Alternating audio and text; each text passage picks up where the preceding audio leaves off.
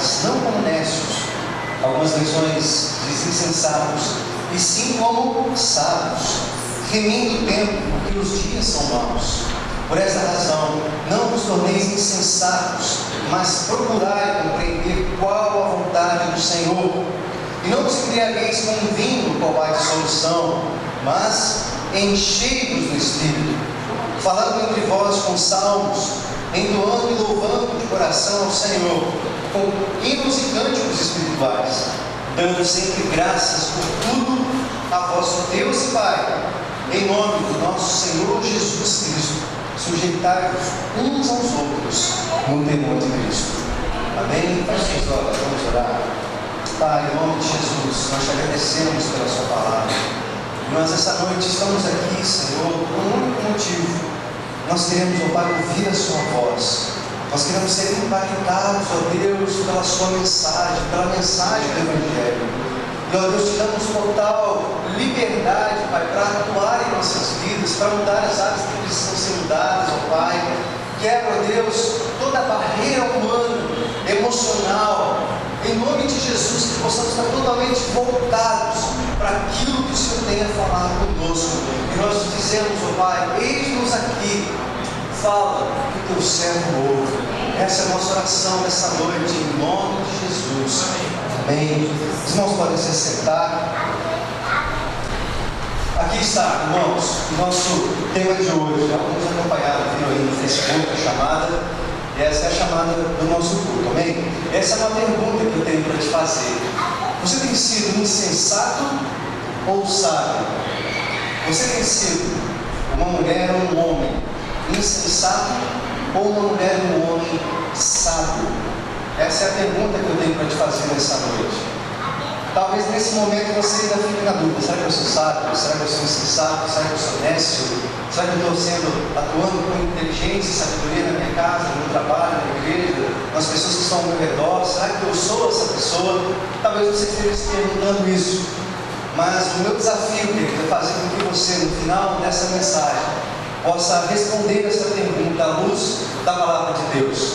E é por isso que eu estou frisando com você, irmão: não perca o fio da meada. Amém?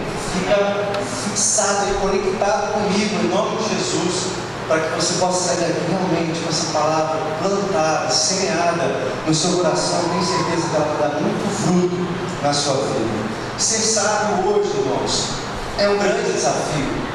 É um grande desafio. Quantos de nós estamos aqui hoje, nessa noite, talvez com o coração apertado, com o coração preocupado, ansioso, com tantas coisas que a gente tem para resolver. No trabalho, a gente vive um momento de crise, né, financeira, isso existe, mas existe uma crise psicológica também, que retém o mercado, a economia, e faz com que nós, no mercado de trabalho, no posto onde Deus te plantou, o seu trabalho, você precisa ser uma pessoa sábia, precisa agir com sabedoria. Qualquer deslize que você der, pode ser que você caia, seja demitido. Quantos de nós vamos para o trabalho com esse medo, com esse temor no coração? Na nossa família, quantos relacionamentos rompidos com os filhos, quantos relacionamentos rompidos com a esposa, com o marido? Nós temos problemas em casa. Será que eu tenho sido um marido sábio? Será que eu tenho sido uma esposa sábia dentro do meu lar? Será que eu sou um pai que tem sabedoria ao ensinar os filhos o caminho do Senhor? Será que eu tenho aprendido de Deus? Talvez no meu ministério, dentro da igreja, no grupo societário que eu lidero, que eu participo, será que eu estou sendo uma pessoa sábia? Um menino sábio, um jovem sábio, nas minhas escolhas, no vestibular, por exemplo, ou com um namorado ou com uma namorada? Será que eu tenho sido levado por algumas emoções? Será que eu tenho sido sábio ou tenho sido insensato nessas escolhas? A forma como eu gasto o meu dinheiro, como eu invisto os recursos que Deus tem me dado. Será que eu tenho sido sensato? Será que eu tenho sido sábio? Quantos de nós, irmãos, olhamos para a nossa conta bancária lá e lá no final, tudo vermelhinho, né? Sim, muitas vezes. E a gente vê que a gente não foi tão sábio assim, administrando os recursos que Deus deu. Quantos de nós queremos manter uma banca, né? Um estilo de vida, muitas vezes, muito além daquilo que nós temos condições de ter. Estamos endividados. Talvez devemos a alguém, devemos a algumas pessoas, mas não abrimos mão do nosso carro, do ano, ou de alguns eletrodomésticos da nossa casa. Será que você tem sido sábio em todas essas áreas da sua vida, irmãos? Na igreja, na família, no trabalho? Essa pergunta não quer calar. Você tem sido insensato ou tem sido sábio? Vamos ver a palavra de Deus? Tenho certeza que, vendo aqui alguns tópicos desse texto que nós acabamos de ler, essa resposta vai ficar bem mais clara no seu coração. Não fique preocupado, porque se caso a sua resposta for: puxa vida, eu estou sendo insensato, eu quero te dar uma boa notícia, querido. O Senhor Jesus, que nós comemoramos agora há pouco, a sua ressurreição, está vivo. E por Ele estar vivo, querido, Ele pode transformar a sua vida completamente. Talvez muitas escolhas erradas que nós fizemos por nossa insensatez, nós vamos colher as consequências dela ainda. Mas nós podemos plantar e marcar, ficar uma estaca de um novo começo, uma vida que Deus está dando para mim e para você. Amém, queridos? Então a palavra de Deus, que não volta vazia, ela é luz e vai iluminar a sua vida nessa noite. Eu creio nisso, tenho orado por isso, em nome de Jesus. O primeiro versículo aí, que é o versículo 15 que nós lemos, olha só o que Paulo fala. Portanto, vede prudentemente como andais, não como necios e circunstados. Então Paulo já está começando a falar para aquele povo, os Efésios, falando assim: vede prudentemente como andais, não sejam necios, não sejam insensatos, sejam sábios, não ajam imprudentemente. Mas ok, como o apóstolo Paulo já está falando para eu ser uma pessoa sensata, não ser nécio, não ser insensato, tudo bem, beleza, mas o que eu tenho que fazer? O apóstolo Paulo não te desamparou, ele vai te ensinar e a mim também. O próximo texto é isso aqui, ó, verso 16. Primeira coisa, ele fala para mim e para você: você quer ser sábio? Primeira coisa, remindo o tempo, porque os dias são maus. Vamos repetir comigo? Remindo o tempo, porque os dias são maus. Se você estiver anotando essa mensagem no seu caderninho aí, primeiro ponto que eu gostaria que você anotasse: nós vamos ver três verdades que podem mudar a sua vida nessa noite. A primeira delas, se você quiser escrever, eu te aconselho, é essa aqui, ó: remir o tempo. Remir o tempo. O que significa, queridos, remir o tempo? Talvez você responda bem rapidinho aqui. Wilson estaria respondendo para ele. Talvez você responda para você mesmo falando assim: remir o tempo é aproveitar o tempo. Quantos pensaram nessa resposta aí? É aproveitar o tempo. Mas eu gostaria de te levar, queridos, para uma compreensão bem mais profunda do que essa. Remir o tempo é bem mais profundo do que aproveitar o tempo. O que Jesus fez por nós na cruz? Ele nos remiu. E aqui o apóstolo Paulo está falando para mim e para você: vocês querem ser sábios? Então você precisa remir o tempo. Lá no Tito, no livro de Tito, capítulo 2, verso 14, olha o que diz: Jesus, Ele se entregou por nós, a fim de nos remir de toda a maldade e purificar para si mesmo um povo particularmente seu, dedicado à prática das boas obras. Cristo na cruz nos redimiu e nos remiu de todo o pecado. E agora Ele está falando que você precisa remir o tempo. Remir é trazer de volta, libertar algo que está escravizado. Naquela época do apóstolo Paulo, essa palavra era usada, remir, quando você queria comprar um escravo, por exemplo. Um escravo, ele não poderia ir para onde ele quisesse, ele estava escravo de um senhor. E se eu quisesse comprá-lo, eu pagava o preço necessário para remir e adquirir agora aquele escravo para mim. Então, remir significa que eu preciso pagar um preço. Amém, irmãos? Amém. Preciso pagar um preço para que eu possa remir algo que está escravizado. Foi exatamente isso que Jesus fez por você, amém? A gente já tem falado sobre isso nos últimos domingos. Cristo remiu você, Ele comprou você pelo preço mais alto que poderia, que era a vida dele. entregou para remir, para te comprar por um alto preço. E a partir disso você é liberto para ter uma nova vida com Cristo, amém? Mas Ele está falando para você, você precisa remir o tempo. Ou seja, você precisa pagar o preço necessário para recuperar o tempo que está sendo escravizado, está sendo tomado pelos dias maus. Não é isso que Ele fala? Remindo o tempo, porque os dias são maus. Irmãos, nós realmente precisamos resgatar o tempo que nós estamos perdendo. Quantos de nós passamos horas e horas dentro de frente de uma televisão, assistindo um programa? Quantos de nós, talvez os mais adolescentes, talvez, mas tem adulto que faz também, quando percebe que já passou 3 horas na frente do videogame, e o seu tempo vai embora, Quantos de nós passamos, às vezes, num bar, tomando uma cervejinha, e passamos ali o tempo vai embora, o tempo vai se saindo. E o apóstolo Paulo está falando para você: quer ser sábio, você não quer ser honesto? A primeira coisa que você precisa fazer é remir o tempo, pague o preço necessário para tomar de volta aquilo que está sendo roubado de você. É um tempo que é muito precioso. E você termina o dia, você não sabe onde foi meu tempo, meu Deus, já é 10 horas da noite e não fiz nada. Sabe que só comigo acontece isso, com você também? Sabe que a gente está reunindo o tempo, queridos? A gente está realmente fazendo a vontade de Deus. Isso é ser sábio. O apóstolo Paulo está falando: não seja tolo, não seja insensato, não seja honesto, seja sábio. Primeiro ponto, você precisa reunir o tempo.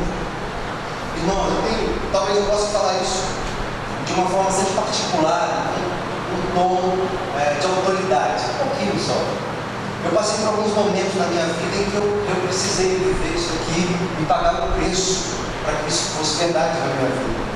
Eu trabalhei 5 anos, não sabe, na televisão, como repórter. E a vida de repórter, a vida de televisão, de quem trabalha dentro da televisão, é uma vida maluca, você não tem horário para nada. Um dia você olha na escala lá, você está trabalhando de manhã. Então você tem que chegar às 6 horas da manhã e sai 1 hora da tarde, ou quando você termina de escrever a matéria que tem que funcionar daqui a pouco. Outro dia você está à tarde, aí você perde a manhã, perde a noite também, porque à tarde você está lá e você tem hora para sair. Muito hora extra. Você trabalhava fim de semana também, ou qualquer momento você estava em casa, uma fonte sua ligava, um policial, um bombeiro: está acontecendo um incêndio aqui, teve um assalto, teve um acidente, você sabia. E eu percebia que a minha vida entrou nesse sistema, e o meu tempo estava sendo engolido pelo meu trabalho.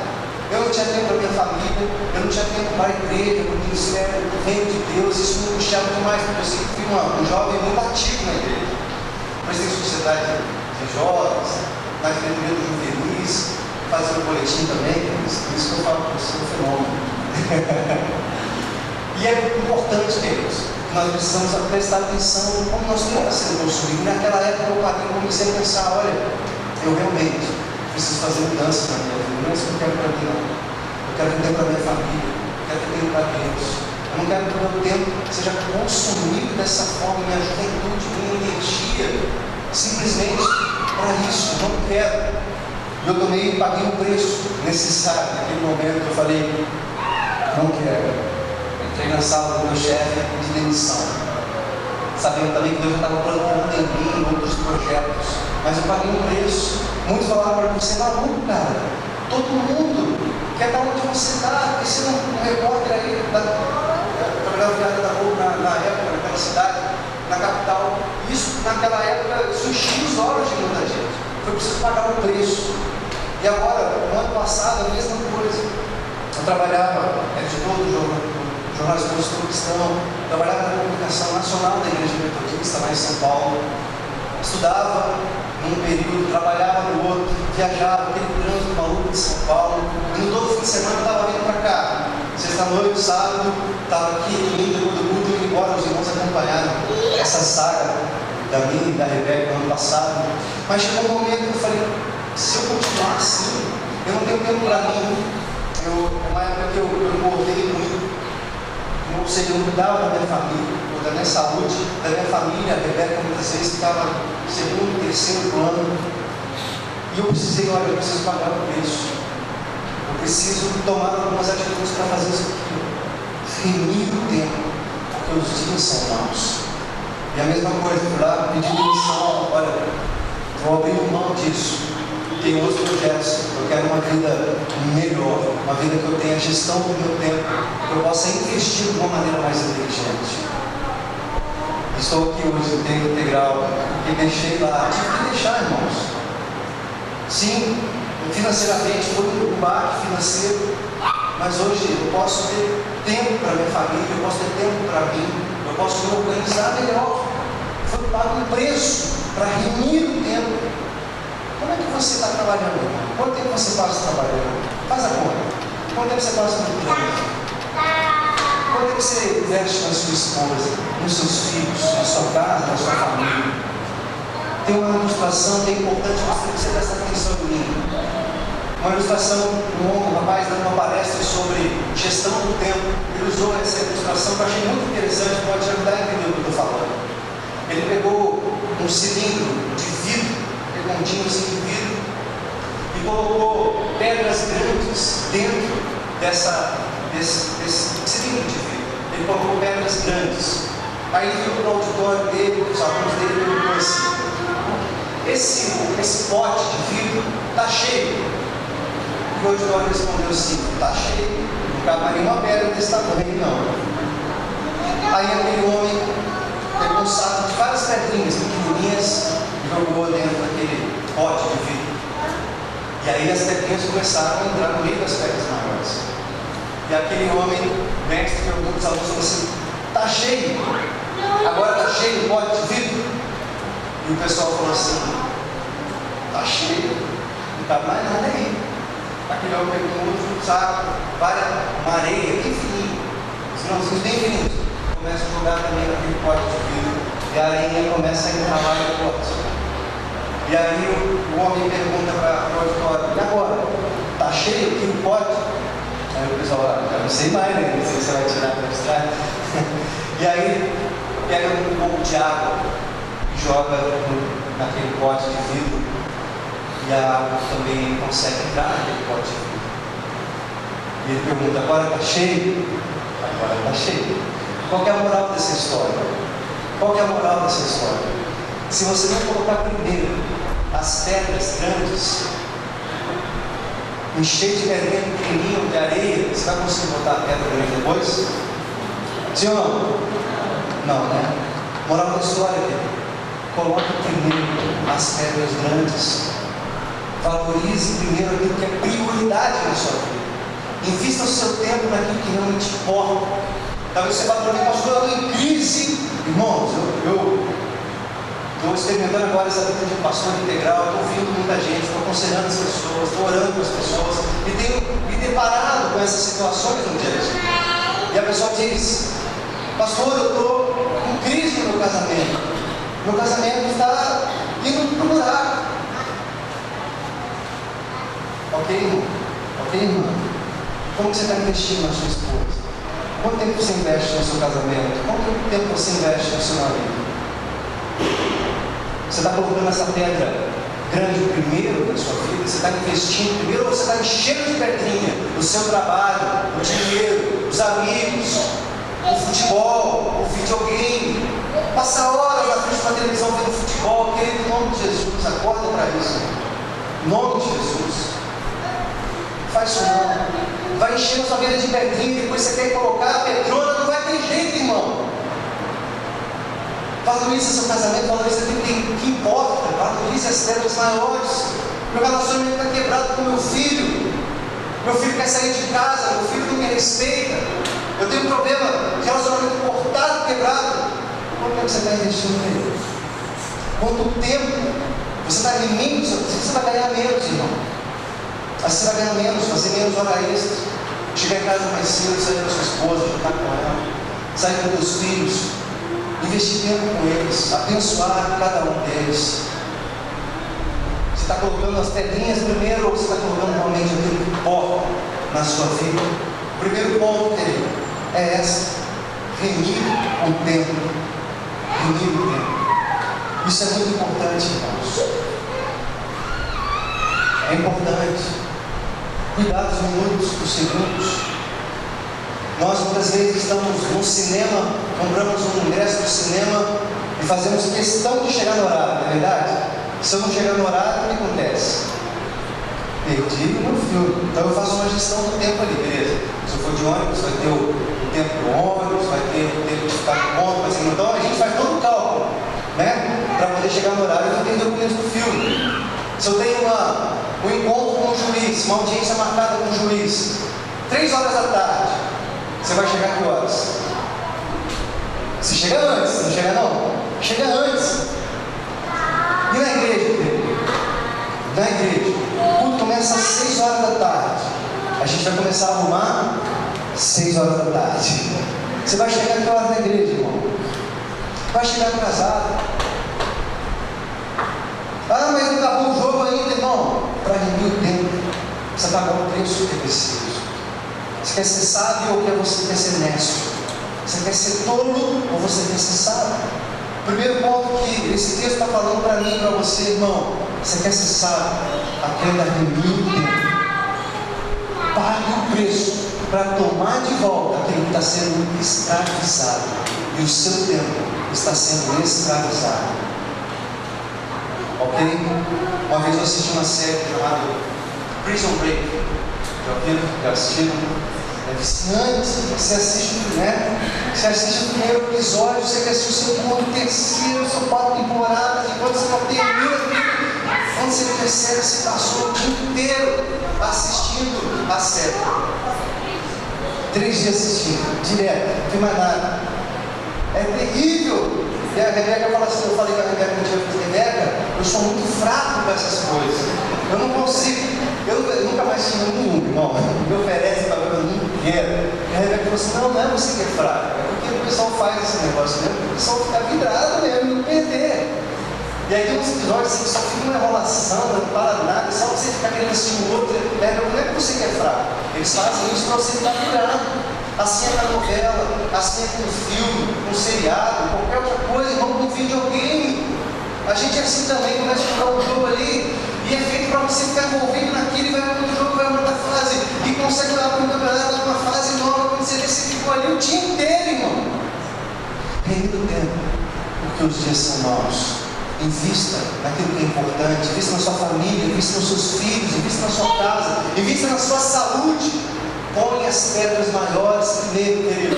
Porque se você não fizer isso primeiro, depois você não coloca mais. Aí quando você vê, você já perdeu o seu casamento. Quando você vê, você já perdeu os seus filhos. Já perdeu tudo aquilo que você demorou anos para conquistar.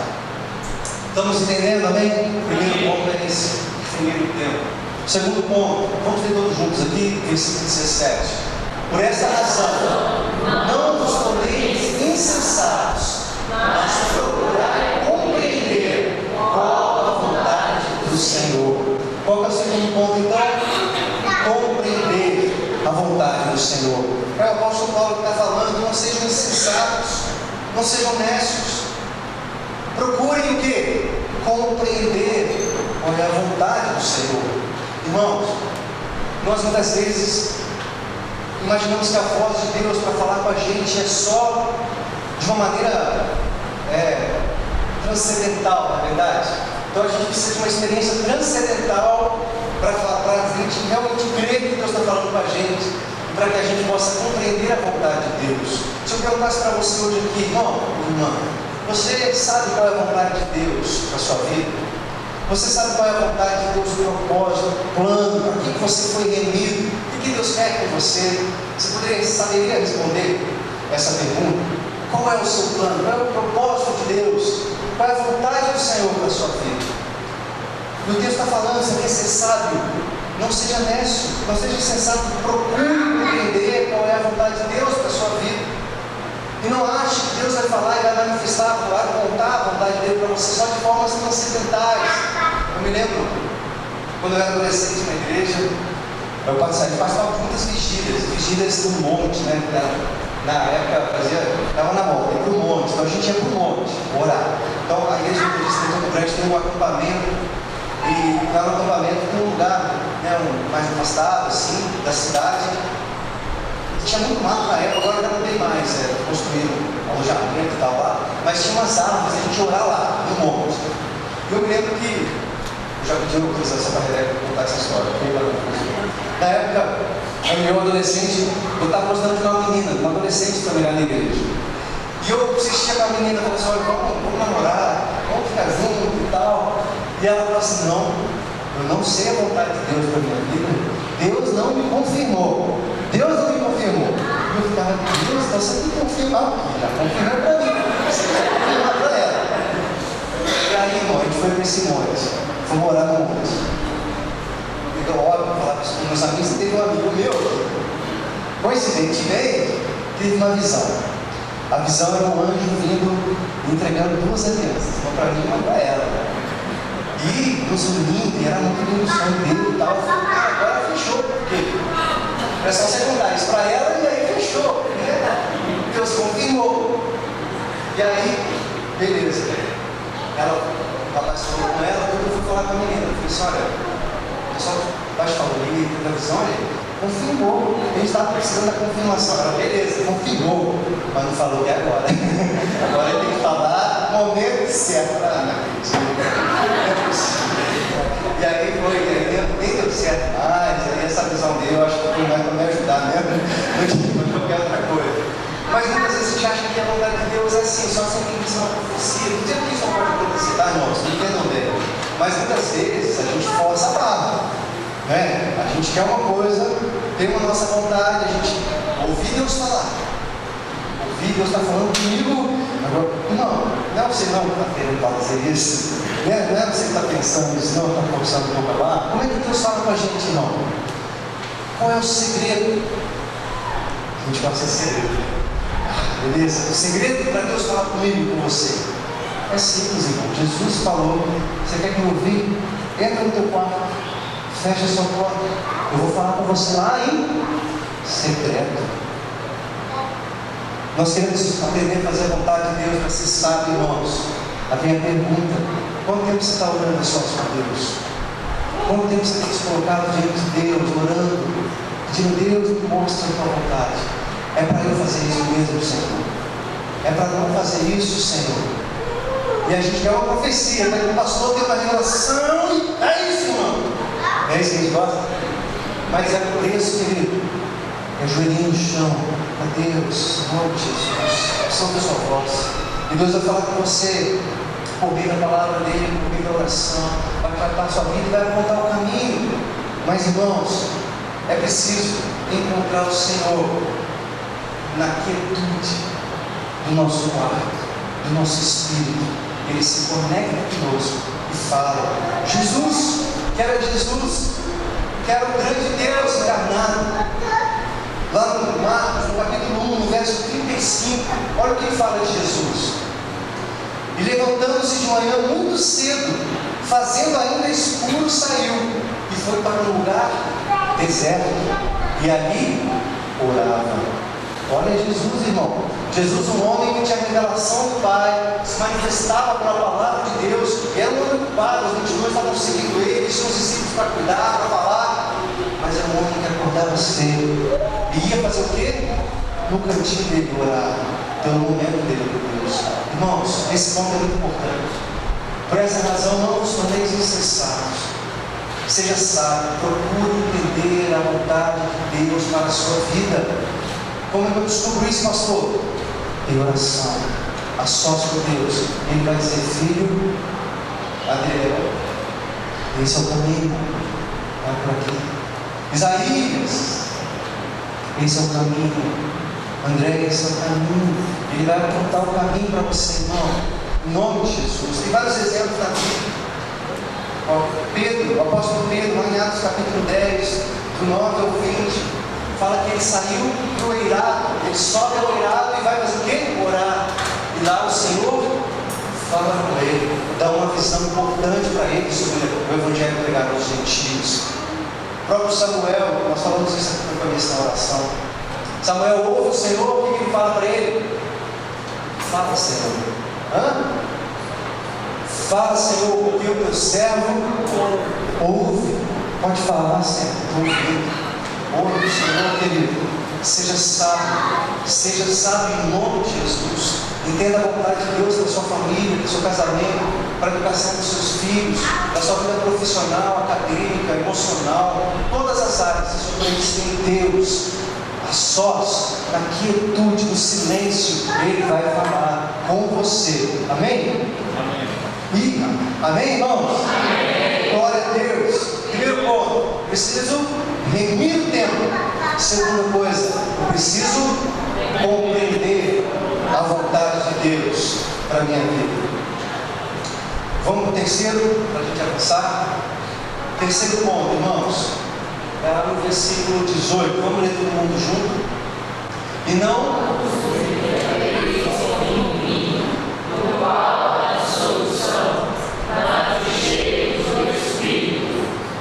vamos fazer agora melhor, beleza? Mais animados. E não vos embriagueis com vinho, do qual há solução, mas cheios do Espírito Santo. Olha aí, irmão, porque você sabe. Seja cheio do Espírito Santo, seja cheio em nome de Jesus. Princípio da sabedoria, querido. Princípio de uma pessoa sábia, de um homem sábio, de uma mulher sábia. Eu sei que você quer isso em nome de Jesus. Olha aqui, ó. Seja cheio do Espírito Santo. Seja cheio, querido. Seja cheio de Deus. Seja cheio de Deus. Beleza, pastor? Entendi. Estou afinzão aí de ser cheio do Espírito Santo. Mas o que eu faço? Não é assim. O que eu faço? O apóstolo Paulo não te abandonou, bem? Ele vai te ensinar a mim também. Olha lá. No verso 19, ele começa a ensinar a gente. Seja cheio do Espírito Santo. Aí tem 4 verbinhos aí no versículo 1. O primeiro deles é falando. Vai comigo, gente. Falando entre vós com salmos. Irmãos, esse é o primeiro ponto. Quer ser cheio do Espírito Santo? O apóstolo Paulo vai te ensinar. Vai me ensinar também. Primeira coisa, fale entre vós com salmos. Fale da palavra de Deus. Cogite coisas do Espírito. O próprio apóstolo Paulo, lá no livro de Romanos, ele fala: quem se inclina para a carne, cogita coisas da carne. Quem se inclina para coisas do Espírito, cogita coisas do Espírito. Irmão, nós temos que ser cheios do Espírito Santo. Se incline para as coisas do Espírito. Lá em Gálatas, o apóstolo Paulo também fala: a carne milita contra o Espírito, porque elas são opostas entre si. E até tem um diálogo interessante, você conhece, está lá no Evangelho de João, capítulo 3. João falando com Nicodemos. Nicodemos fala: Senhor, eu quero te seguir, eu quero ser seu discípulo. E aí Jesus fala para ele assim: olha, você precisa nascer de novo. Quem é nascido da carne é carne, mas quem é nascido do Espírito é Espírito. O que ele está dizendo, irmão? Nós precisamos nascer do Espírito para cogitar coisas do Espírito e assim ser cheio do Espírito Santo e caminhar continuamente cheios desse Espírito Santo. Jesus está fazendo para Nicodemos o seguinte: não importa só professar a fé, não importa só estar na igreja, não importa só ser nascido da carne, você precisa nascer de novo, para que a partir disso você consiga cogitar coisas do Espírito, entender a vontade de Deus e viver cheio desse Espírito Santo. Mas Nicodemos estava confuso, porque ele não estava entendendo isso, irmão. Muitas vezes nós também entendemos que a transformação não acontece na nossa vida. Eu venho na igreja, professo o nome de Jesus, mas os meus lábios continuam falando palavrão, os meus lábios continuam fofocando, continuam se inclinando para coisas da carne, coisas erradas, falando mal do outro, criticando. Eu não entendi ainda, minha vida não foi convertida diante de Deus. Eu não fui restaurado pelo sangue do Cordeiro, e eu ainda não consigo ser tão cheio para fazer isso. Falar com os salmos, falar da palavra de Deus. Eu não tenho contato com a palavra, não tenho contato com o Espírito de oração. E é por isso que quando você para conversar com alguém, mesmo na igreja, anos de igreja, o que sai? Fofoca, sai, fala mal de um, de outro. Eu acho que você vai fazer isso, eu acho que você vai fazer aquilo. A gente fala com nós mesmos, mas é a palavra de Deus, e a palavra do Senhor. Nós entendemos qual é entendemos o direcionamento de Deus. É isso que Deus está falando para Nicodemos. Não importa, Nicodemos, se você já se acha alguém que cumpre a lei, você já nasceu da carne, mas você precisa nascer de novo, você precisa nascer do Espírito, você precisa falar da palavra, deixar isso ser tão abundante em você, que você, quando está com alguém, com seus filhos, com a tua esposa, com alguém no seu trabalho, você quer falar de salmos, da palavra, quer falar daquilo que edifica. Você não tem tempo para, tem uma música que a gente vai ver assim, não tenho tempo para ressentimentos, quando vejo que ele me ama. Não é isso aí. Eu não tenho tempo para essas picuinhas, não. Eu não tenho tempo para essas conversinhas fiadas, não.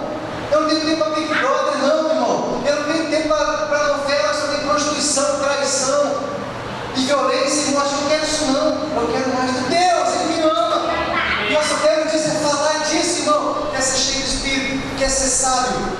Fale dessa palavra que te liberta em nome de Jesus. Não é para falar disso, isso está dentro de você. A gente não dá aquilo que a gente não tem, querido. Se inclina sobre o Espírito para que você cogite coisas do Espírito. Esse é o primeiro ponto que Paulo te ensina para ser cheio do Espírito. O que mais ele ensina para mim e para você? Derrube bem alto aí. Entoando e louvando de coração ao Senhor, com hinos e cânticos do Espírito. Olha aí, irmão. Quer ser sábio? Seja cheio do Espírito Santo. Quer ser cheio do Espírito Santo? Fale entre vós com salmos. Quer ser cheio do Espírito Santo? Ande entoando e louvando a Deus com todo o seu coração. Ame. Na sua música, na sua casa, toca o quê? A música do Safadão? É a música do Cristo que te liberta, que sara, que te redime de todo pecado. Qual música que toca? Qual é a sua trilha sonora do teu carro, irmão? Qual é a trilha sonora da sua casa? Entoe ao Senhor, cante louvor, bota o CD para tocar, bota o DVD na televisão, adore a Deus, louve ao Senhor, deixa isso encher a sua vida. Amém, Dona Dinácio? Olha quem gosta de música, porque música liberta, querido. O Senhor habita em meus louvores, cante ao Senhor. E aqui o momento de louvor é para isso, irmão. O momento de louvor é para isso. E nós cantamos aqui tantas músicas bonitas. Será que a gente está cantando de verdade isso? Nós cantamos aqui, te agradeço, né? Te agradeço por me libertar e salvar. Irmão, glória a Deus. Deixa isso cantar na sua vida, e não só cantar, mas adorar ao Senhor. Algo que sai da casa e você fala assim, Deus, que palavra bonita, que música importante para mim. Nós cantamos tão bonito aqui, Pai Nosso, Pai Nosso, seja feita a sua vontade na terra e no céu. Seja feita a sua vontade, Senhor. Pai, não seja feita a minha. Eu estou com essa situação difícil na minha vida, Senhor. Eu te entrego e faz a sua vontade, Deus, em nome de Jesus. Está adorando a Deus. Amém, irmão? Mas quantas vezes nós, no meio de louvor, a gente está lá.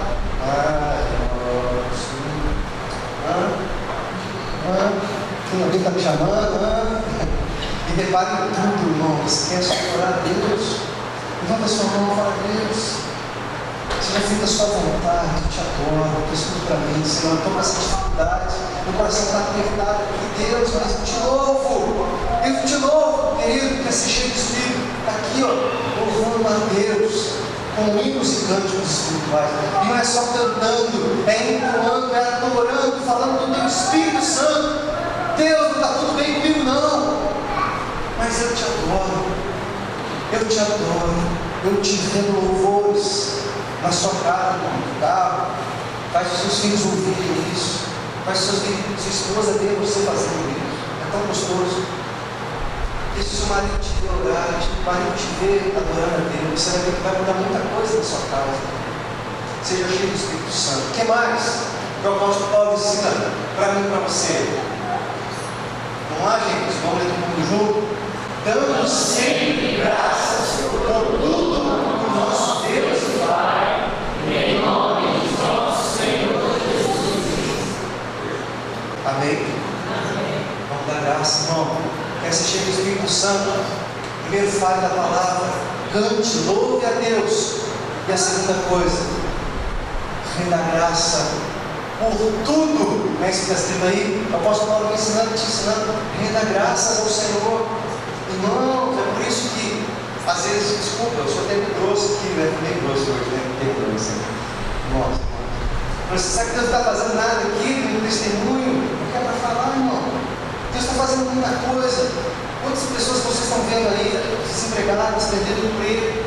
Talvez nessa semana você recebeu um momento, foi promovido. Nós temos casos disso aqui entre nós. Querido, isso é bênção de Deus. Vem falar. Coisas pequenas, querido. Você está hoje com saúde. Você pode estar com sua família aqui. Irmão, isso é bênção. Adore a Deus. Louve ao Senhor. Renda graças a Ele pelas pequenas coisas. Seu coração precisa estar cheio disso, irmão. Você está cheio de louvor, de gratidão a Deus, porque Ele permitiu que você estivesse aqui, Ele permitiu que você estivesse com saúde nesse momento, Ele permitiu que você estivesse com emprego ou sem emprego, sabendo que Ele vai abrir uma porta, porque Ele é Deus, e Ele está vivo em nome de Jesus. Isso por si só, irmão, é motivo de alegria, e eu preciso render graças por isso, eu preciso me policiar, irmão, preciso me policiar. A Rebeca está numa procura, de emprego, está se instalando aqui em Campinas, e às vezes ela chega, pô, consegui um plantão. Irmão, isso é bênção, vamos orar, vamos celebrar, glória a Deus. Deus está abrindo a porta, Deus está fazendo, irmão, vamos celebrar o Senhor. Está me entendendo, querido? Talvez seja coisa pequena, talvez aquele dia que estava chegou esse mês, talvez aquela seu familiar que estava distante, está se chegando, louve a Deus, renda graças a Ele. Amém? E essa paz que excede todo o entendimento humano, guardará os nossos corações em Cristo Jesus. Renda graças. Quer assistir o Espírito Santo? Fale com salmos, cante hinos e cânticos espirituais. E renda graças ao Senhor. É o apóstolo Paulo te ensinando ele o caminho da sabedoria. O último ponto que eu gostaria de ver com você, para ser cheio do Espírito Santo. Vamos lá? Sujeitar-nos uns aos outros. Vamos de novo por aí. Sujeitando-nos uns aos outros no temor de Cristo. Irmão, aqui é um princípio tão importante, tão tremendo, querido. É esse princípio. Sujeitando-vos uns aos outros. Isso é tremendo, irmãos. Deus tem tratado a gente sobre isso aqui na igreja. Sábado passado a gente estava aqui no Nova Prece. É um momento de entrega. É um momento de você, como Jesus, que se colocou numa posição de escravo e começa a lavar. E ele, que era o próprio Deus, e recebia a revelação do Pai, ele começa a lavar os pés. Que era a atitude do escravo mais fuleira da época. Ele começa a lavar os pés dos discípulos e mostrar para eles que o cerne da palavra é servir uns aos outros, é sujeitar uns aos outros. Aos Filipenses, Paulo fala assim: nada façais por partidarismo ou vanglória, mas considerai com humildade cada um superior aos outros. Olha isso, irmão. Considere o outro superior a você mesmo. Considere a sua esposa superior a você mesmo e faça com que ela se levante em casa. E a esposa vai fazer a mesma coisa com o marido e os filhos.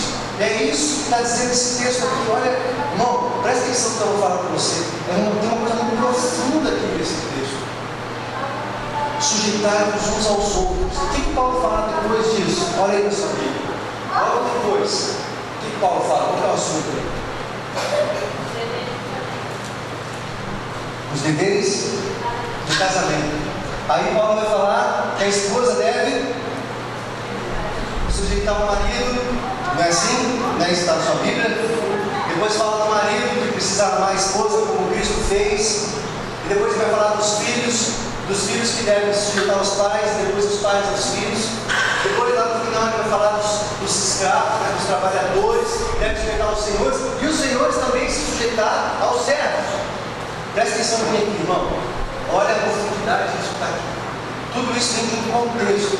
A Bíblia que você tem aí, irmão, não é de Deus esses títulos que tem não, tá? Não foi Deus que revelou esses títulos não, beleza?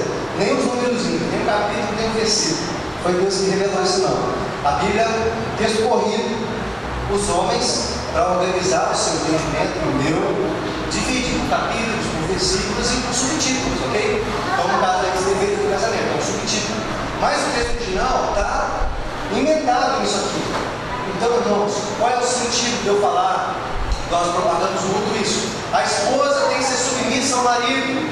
E o marido não tem que ser submisso à esposa. O marido é o cabeça, a esposa obedece. Qual já ouviu isso? Ouvimos muito, não é verdade?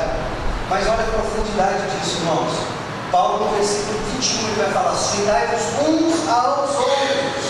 E no 22, eles falam: e as mulheres, o seu próprio marido. Porque no texto original não está escrito isso que sejam submissas. No caso, a intenção é ligar com o versículo anterior, e o original diz, no caso do anterior: sujeitai-vos uns aos outros no temor de Cristo. As mulheres, seu marido. Os maridos, suas mulheres. Então não é uma questão de poder aqui. A Bíblia fala, o marido é o cabeça da família, ele vai frisar isso depois. É importante a gente entender, querido, que ser cabeça não é subjugar a esposa, os filhos, e chegar lá e bater na mesa, eu que mando aqui. Sempre todo mundo obedece, eu sou cabeça. Não é isso não, irmão. Ele está falando que esse jeito de espírito sujeitar-vos uns aos outros.